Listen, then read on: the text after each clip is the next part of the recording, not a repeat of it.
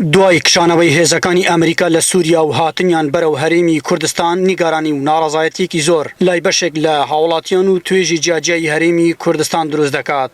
ئێستا بگەڕێنەوە بۆ 2003 لە هەمان کاتی هاتنی جێشی ئەمریکا بۆ کوردستان کوردەکانی خۆمان بە گولەوە پێشەوازیان لێ کرد. جیاوازێکی زۆرە لە گول و لە بەر.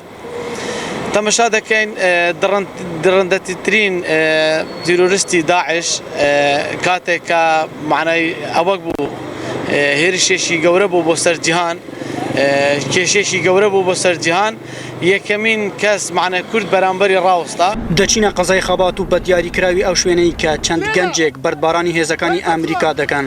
دوو لەو گەنجانە دەدوێنین کە لەم ڤیدیۆیەدا دەردەکەون بەردبارانی هێزەکانی ئەمریکا دەکەن. پەیامی منەوە بوو کە برایەکانی ئێمەیان لە ڕۆژاوا بەجێهێشت بە تاکی تەنیا و لەوێشەوە دەمیزەوە بە ئەمریکیەکان بڵێم کە ئێوە یەکەم جارتان نییە و دوای هەمین جاریشتان نابێت کە کورد لە قۆناغی هەستیاردا بەجێ دێڵن.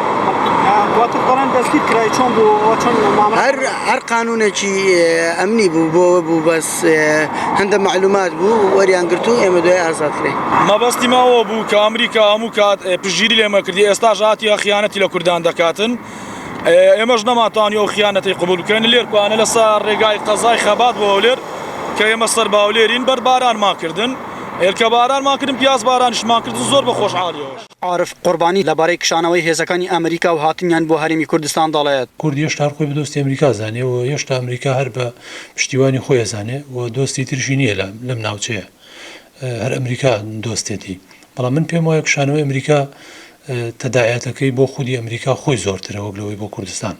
چونکە کشانەوەی ئەمریکا ئێستا ڕەنگە لای بەشێک لەو لە دەوڵەتەکانی ئەم منتیقەیە هەڵوێستەیەکی دروست کرد بێ کە ئەوان بە دوای حەلیفی ترا بگەڕێن و ئەمریکا وەکو هێزێک لێ بڕوانن کە جێی متمانەی درێژخایەن نەبێت. سەرۆکەتی هەرێمی کوردستان لە ڕاگەنراوێکدا پێی وایە هێزی هاوپەیمانان بە سەرکردایەتی سوپای ئەمریکا ڕۆڵێکی سەرەکیان هەبووە لە پاراستن و هاوکاریکردنی هاوڵاتیانی هەرێمی کوردستان. نابێت ڕۆڵ و خەباتی هاوپەیمانان بە تایبەتی سوپای ئەمریکا تێکەڵ بە بڕیاری نەخوازراوی سیاسی بکرێت. ئەحمەد زێباری دەنگی ئەمریکا هەولێر